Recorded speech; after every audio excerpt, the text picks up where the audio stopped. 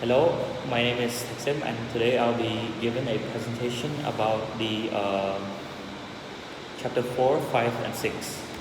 So the table of content of my presentation today is going to be chapter 4, which is first is going to be chapter 4, force system resultant. The second one is chapter 5, the equilibrium of a rigid body, and the final one is chapter 6, structural analysis. So let's move on to the first concept, chapter 4, force system resultant. So what is moment?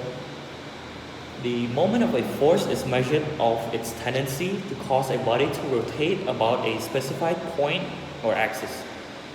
This is different from the tendency for a body to move or translate in the direction of the force. We can simply find the moment using the formula M is equal to the cross product between R times F. Moving on is the principle of transmissibility.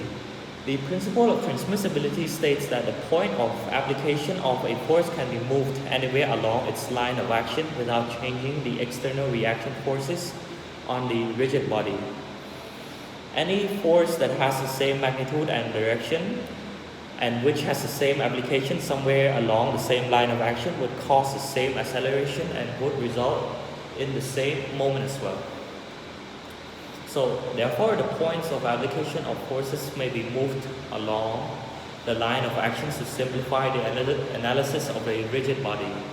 We get a new formula which is MO is equal to O1 times F, O2 times F, and so on. The next concept is the moment for a force about a specified axis. By using the moment of a force about a specified axis concept, we can calculate the moment at any axis with a suitable given data. So the moment of a force about a specified axis can be determined provided the perpendicular distance from the line of action. So if a vector does not have the same direction as a moment, we can simply find the moment at the specified axis by the dot product between the unit vector of that point and the moment that we have already found. So we get a new formula which is MA, it's equal to the unit vector, the dot product between R times F. And the unit vector of A can be found using the formula, the vector of UA divided by its magnitude. So moving on is the moment of a couple. So this textbook defines a couple as the two parallel forces that have the same magnitude but opposite directions and are separated by a perpendicular distance d. The moment produced by a couple is called a couple moment. We can determine its value by finding the sum of the moments of both couple forces at any arbitrary point.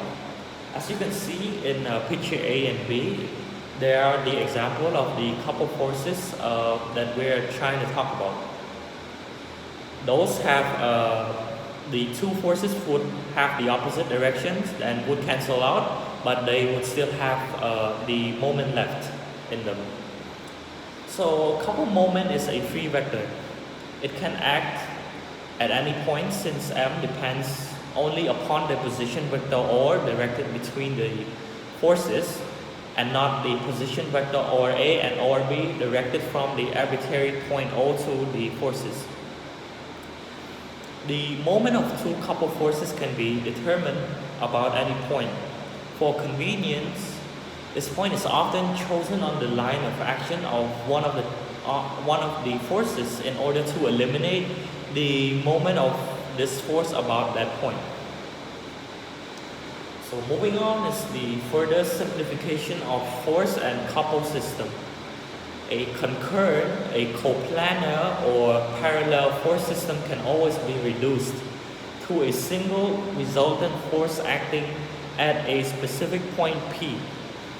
For any other type of force system, the simplest reduction is a wrench, which consists of resultant force and collinear couple moment acting at a specific point P.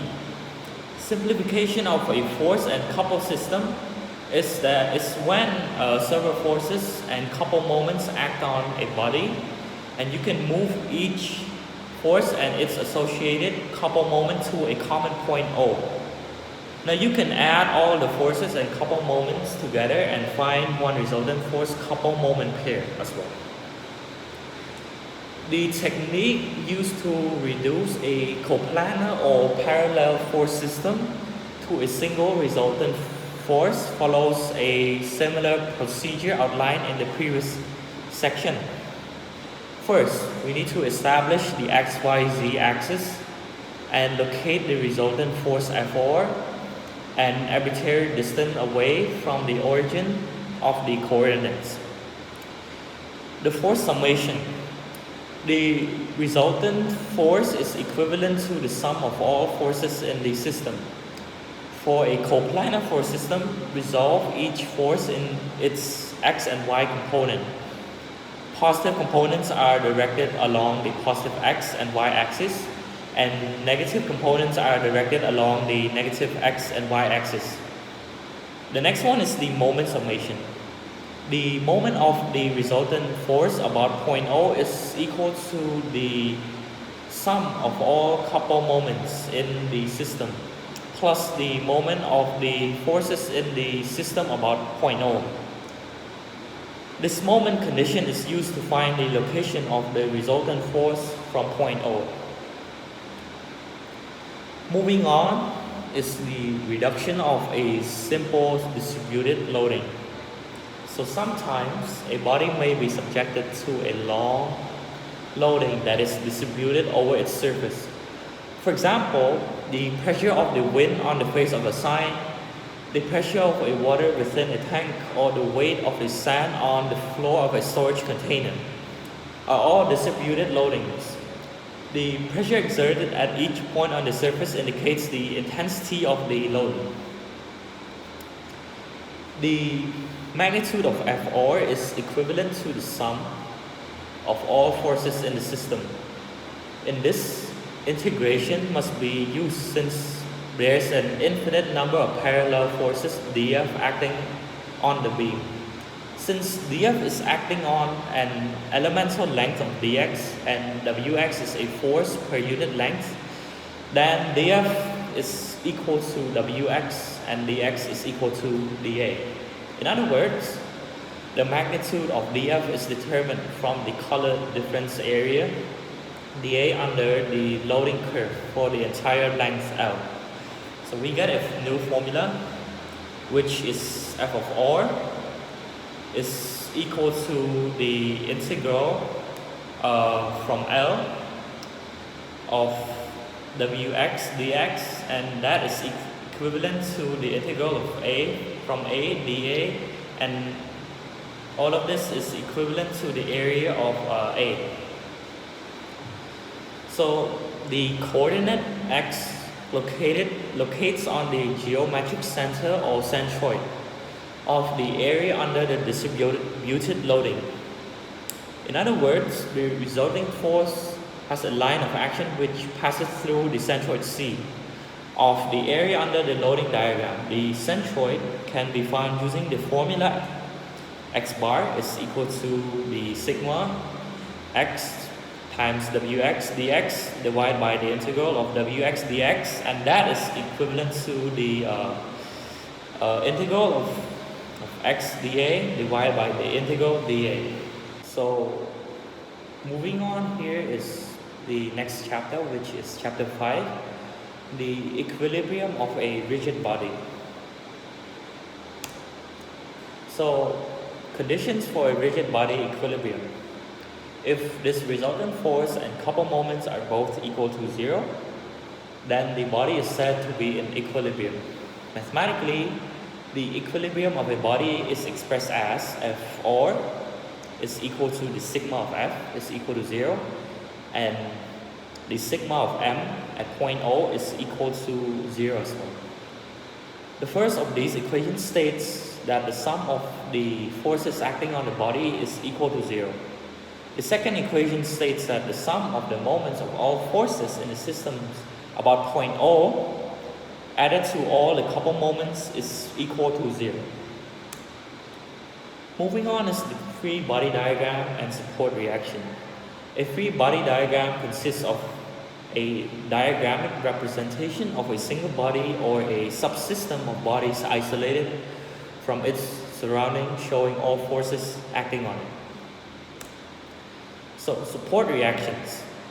So, a support prevents the translation of a body in a given direction by exerting a force on the body in the opposite direction. A support prevents the rotation of a body in a given direction by exerting a couple moment on the body in the opposite direction. So, the first one is the pin support. The pin support can resist both vertical and horizontal forces, but not a moment. They will allow the structural member to rotate, but not to translate in any direction. Many connections are assumed to be pin connections even though they might resist a small amount of moment in reality. But it is also true that a pin connection could allow rotation in only one direction, providing resistance to rotation in any other directions. The knee can be idealized as a connection which allows rotations in only one direction and provides resistance to lateral movement. The second one is going to be the roller. The roller supports are free to rotate and translate along the surface upon which the roller rests. The surface can be horizontal, vertical, or sloped at any angle. The resulting reaction force is always a single force that is perpendicular to and away from the surface.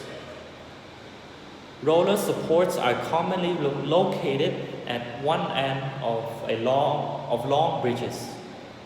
This allows the bridge structure to expand and contract with temperature changes.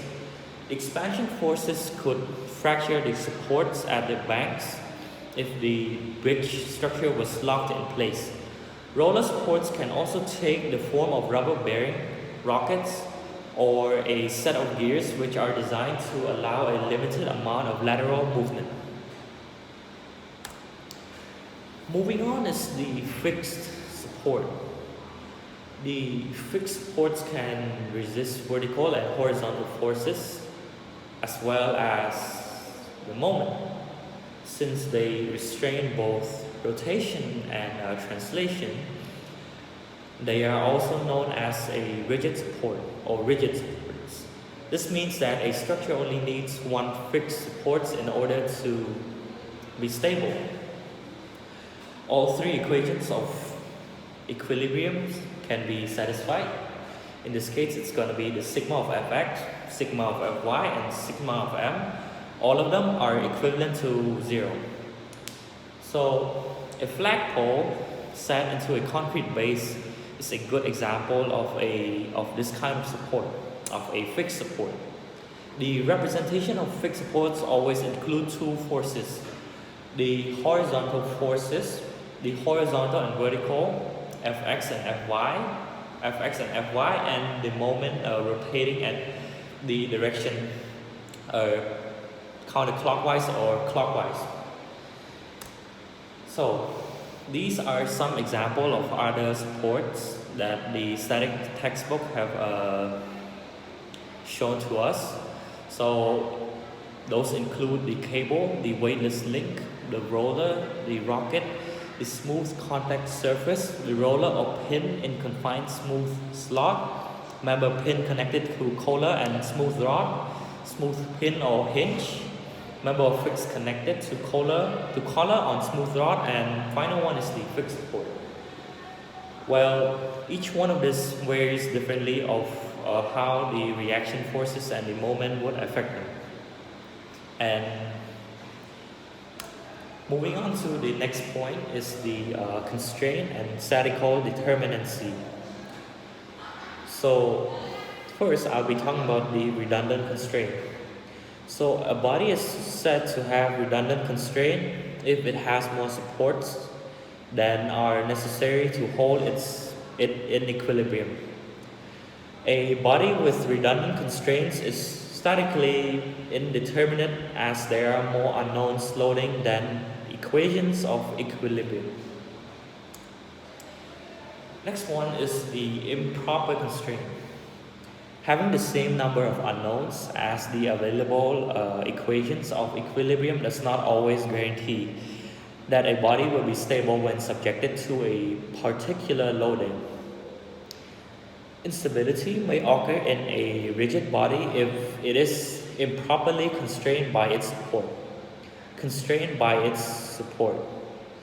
A body is considered improperly constrained if number one is if all the reactive forces intersect at a common point or pass through at a common axis. Number two is that all the reactive forces are parallel, and number three is the body is particularly constrained.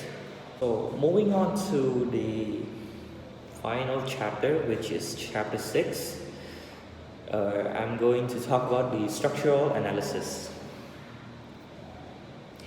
So the first idea is the simple trusses. So a truss is a structure composed of slender members joined together at their endpoints. The member of commonly used in construction consists of wooden struts or metal bars. In particular, planar trusses lie in the single plane or are often used to support roofs or bridges. If the three members are pin connected at their endpoints, they form a triangular truss that will be rigid. Attaching two more members and connecting these members to a new joint D forms a larger truss, as shown in the picture below.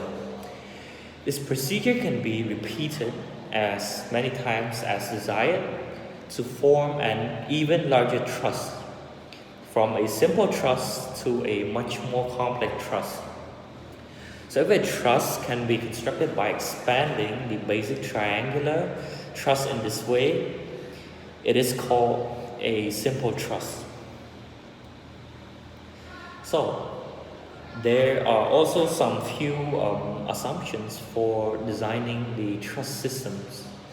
So for us, in order to design a truss system, there are many things that we should determine. So to design truss, first determine forces in all members. The load and other forces are also applied at the joint, at the end point, or at the joint where the slender members are connected to each other. Members are connected at their endpoints by a smooth pin or smooth pins. All members must either be in tension or compression. So if it's in tension, it's pulling away, the force is pulling away from the joint, and if it's in compression, the force is going into the joint. And we should also keep in mind that for compression, the slender members are much larger than the one that are in tension. Moving on is going to be the method of joint. So in order to analyze or design a truss, it is necessary to determine the force in each of its members. One way to do it is to use the method of joints. So this method is based on the fact that if the entire truss is in equilibrium, then each of its joints are also in equilibrium as well. Yes, must also satisfy the concepts of equilibrium as well. If a truss is in equilibrium, then each of its joints is in equilibrium. The internal forces in the members became external forces when a free body diagram of each joint of a truss is drawn. A force pulling on a joint is caused by a tension in a member, and a force pushing into a joint is called compression. So procedure for the analysis of doing the method by joint. So first we draw the free body diagram of a joint having at least one known force and at most two unknown forces. Second is to use one of the two methods described above for establishing of the sense of unknown force. The third is the orient the x and y axis such that the forces on the free body diagram can be easily resolved in their x and y components, and then apply the two force equilibrium equation f sigma of fx and sigma of fy is equal to 0, and solve for the two unknown member forces and then verify their correct sense. And the last point is using the calculated results. Continue to analyze each of the other joints. Remember that a member in compression pushes into the joint and a member in tension pulls away from the joint. Also, be sure to choose a joint having at most two unknowns and at least one unknowns. Moving on is the concept of zero force members. Zero force members support no load. However, they are necessary for stability and are available when additional loadings are applied to the joints of the truss. These members can usually be identified by inspection. They occur at joints where two members are connected and no external load acts along either members. Also, at joints having two collinear members, a third member will be a zero force member if no external force components act along this member. So, if two non-collinear members form a truss joint and no external load or support reaction is applied at the joint, then it is said that the two members must be the zero force members.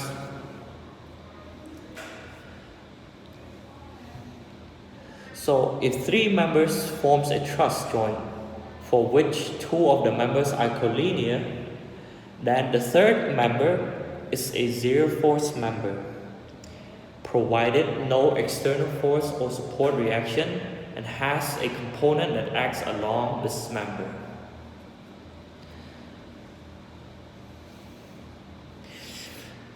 Moving on is another method of solving truss problems or analyzing a truss, which is the method of section. So if a truss is in equilibrium, then each of its segment is also in equilibrium, as we know. The internal forces in the members become external forces when the free body diagram of the segment of the truss is drawn. So a force pulling on the member causes tension, and it's the same concept, and the force pushing on the member of the joint is called compression. It's the same concept of tension and compression as the method of joint, but with the method of sections we kind of cut the system of truss into sections, so we can find the forces acting on different areas of the truss that we want to find. Sometimes we don't want to find all the forces acting on the truss, but we only want to find a section or an area on the truss. So it's better to use the method of section to solve those kind of problems. So the procedure for analysis for this for the method of sections. So the forces in the members of a truss may be determined by the method of sections using the following procedure. So first, the free body diagram. So we should make a decision of how to cut or section the truss through the member where forces are to be determined. This depends on the truss that we're trying to cut or the problem of the truss system that we're trying to solve, because we should keep in mind that